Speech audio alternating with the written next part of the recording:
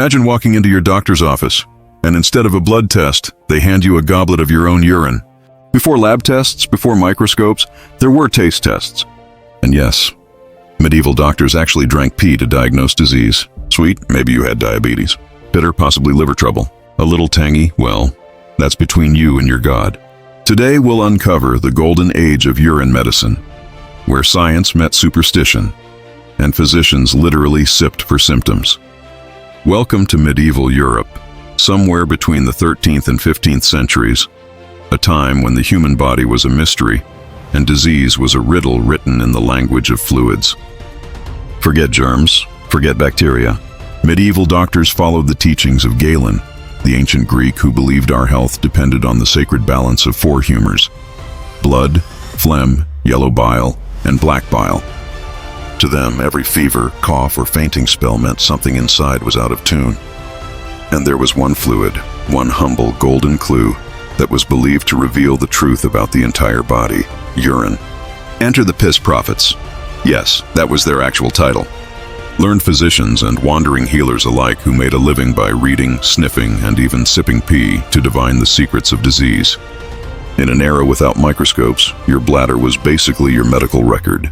Long before modern doctors had stethoscopes or blood tests, ancient healers already knew where to look for clues in the chamber pot.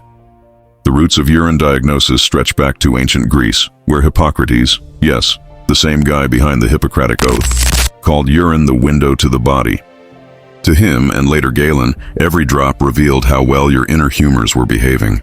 By the time their ideas flowed through Arabic scholars like Avicenna and then into medieval Europe, urine had become the superstar of diagnostics.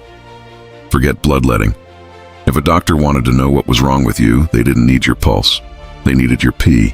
By the 13th century, no respectable physician was caught without their urine flask, a round glass bottle with a long neck, designed for careful inspection. They'd hold it up to the light, swirling it gently like a fine wine connoisseur, except instead of bouquet and tannins, they were judging cloudiness, color, sediment, and foam. Some even took things a step further, taste testing, because apparently looking wasn't enough. You had to sample the data. Yes, some doctors could literally look you in the eye, then look at your pee, and tell you you'd sinned a little too much last night. To them, urine wasn't just waste. It was a divine messenger, carrying secrets from the heart, the liver, and the soul. To a medieval physician, the practice of uroscopy wasn't gross. It was an art form. And like any art, it required the right tools, the right ritual, and a very strong stomach. Picture this: a long wooden table, lined with glass flasks, filled with shimmering shades of gold, amber, and brown. Each one a patient's story, bottled and waiting to be read. The doctor would lift a flask to the light, tilt it gently, and inspect it from every angle. They'd note its color, clarity, sediment, foam, and even odor. Too pale? Maybe phlegm was winning the internal war. Deep red? Perhaps the blood humor was boiling over. Murky or greenish? Clearly the body's balance was off the rails. To help decode the rainbow of possibilities, they used a diagnostic masterpiece known as the Uroscopy wheel. A colorful chart ranging from milky white to black-brown, each hue linked to specific diseases. It was medieval medicine's answer to a lab test, only with a lot more guesswork. And if color and smell didn't give the answer, well, the doctor might turn to taste. Yes, when in doubt, some physicians took a tiny sip. Sweetness might mean diabetes, bitterness could signal liver disease. And a few poetic types even claimed they could taste melancholy or passion. For the record, there is absolutely no medical reason to do this. Imagine paying a doctor, and their first step is to drink your sample. Suddenly, copays don't seem so bad. But for the piss prophets, this wasn't a joke. It was serious science, a sacred dialogue between doctor and fluid, man and mystery. They believed every hue, every bubble, every whiff carried a divine message from within. In the dim glow of candlelight, a single flask could decide your fate. Diagnosis, prognosis, even your soul's condition. As the fame of uroscopy spread, so did its entrepreneurs. Not every piss prophet wore scholarly robes or quoted Galen. Some wore muddy boots, set up stalls in town squares, and offered instant pee readings for a few copper coins. They didn't need to meet the patient, just the sample. A stranger's urine would be plopped on the counter, and the doctor would hold it up dramatically to the light. Ah, yes, they'd declare. This one's clearly suffering from too much melancholy, and possibly heartbreak. Some even claimed they could diagnose your heartbreak from your bladder, which frankly sounds like something WebMD would believe. Of course, not all were frauds. Many real physicians believed their glass flasks revealed divine truths, that God himself had designed urine as a window into the body's sacred balance. But as the church grew wary of these practices, urine tasting started to look less like pious study and more like blasphemy, or just indecent curiosity. Yet, despite condemnation and ridicule, the ritual endured right into the Renaissance. Because even as Europe changed, discovering new worlds and new science, people still clung to the idea that somewhere, floating in that little flask, was the key to understanding the human soul. By the 17th century, the golden age of pee tasting began to lose its shine. Science was evolving, microscopes were emerging, chemistry was becoming a thing, and suddenly, licking body fluids didn't seem so sophisticated.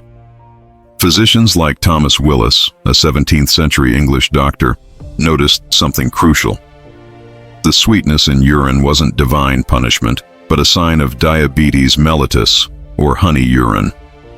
Instead of tasting it, Willis began describing its chemical qualities. Medicine was finally starting to move from mysticism to measurement.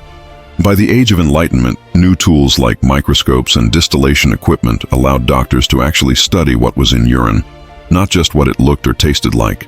The medical world began to realize maybe the answers weren't in the color or the flavor, but in the science. Slowly, the piss profits faded into history. The market stalls disappeared and the glass flasks found their new home in anatomy museums. Because when real chemistry arrived, urine tasting finally got the medical downgrade it deserved. But the irony? Those early eccentric experiments, the swirling sniffing, and yes, the sipping, paved the way for modern urinalysis. Today's lab tests for infection, kidney function, and diabetes all trace their roots back to those candle-lit chambers and questionable taste tests. In other words, medieval doctors weren't completely wrong, just grossly committed.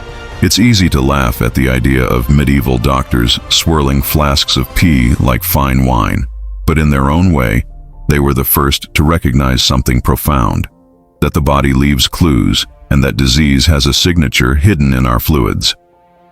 Fast forward to today, and we're still doing the same thing, only now it's machines doing the tasting.